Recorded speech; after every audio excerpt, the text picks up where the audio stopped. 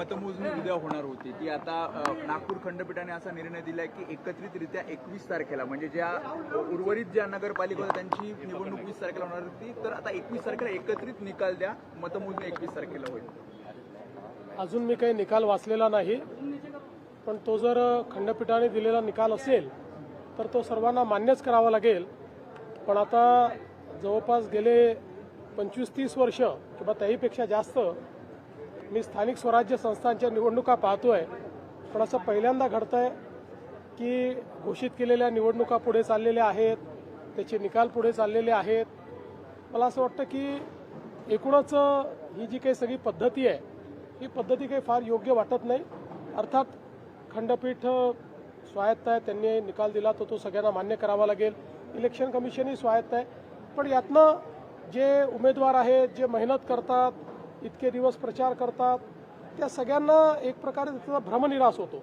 आणि सिस्टीमच्या फेलियरमुळे त्यांची काही चूक नसताना त्या ठिकाणी अशा पद्धतीनं या सगळ्या गोष्टी होणं काही योग्य नाही आहे.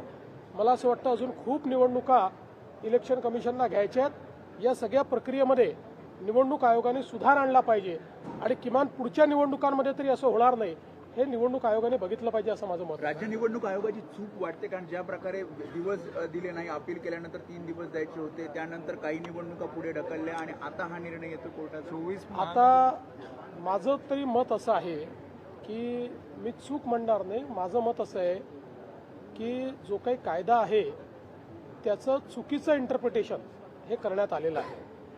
म्हणजे निवडणूक आयोगाचे वकील कोण आहेत मला माहीत नाही. विथ ऑल ड्यू रिस्पेक्ट अतिशय चुकीचं इंटरप्रिटेशन केलेलं आहे. कारण इतके वर्ष या निवडणुका आम्ही लढवतो आहोत, त्याचे नियम आम्ही बघितलेले आहेत.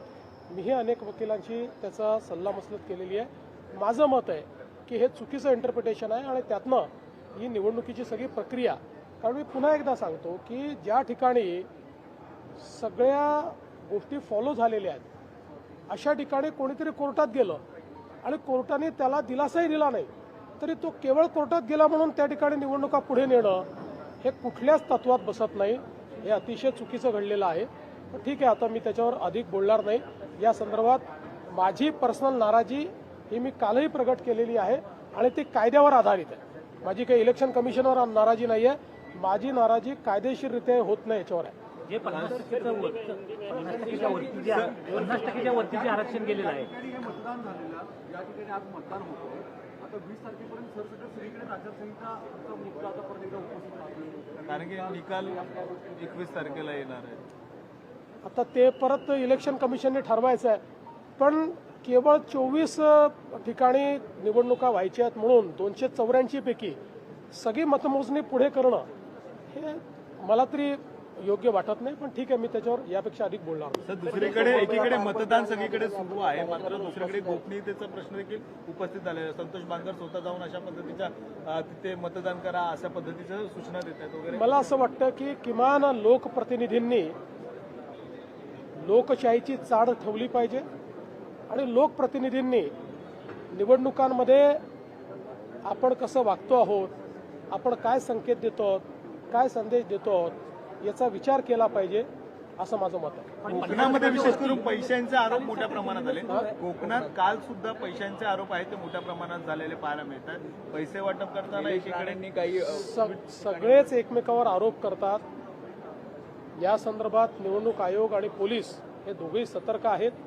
कुठे गडबड झाली तर त्या ठिकाणी जी काही कायदेशीर कारवाई आहे ती कारवाई देखील चाललेली आहे. मला असं वाटतं की ओव्हरऑल जर आपण बघितलं तर या निवडणुका शांतपणे पार पाडलेल्या आहेत. काही ठिकाणी टेन्शन आहेत, काही ठिकाणी अतिशय टोकाचे मतभेद देखील झालेले आहेत. होणं योग्य नाही आहे याचा सगळ्यांनी विचार केला पाहिजे. अल्पावधीतच लोकप्रिय झालेला भारताचा बुलंद आवाज आपला Bharat channel subscribe, share, like आणि कमेंट्स करायला विसरू नका.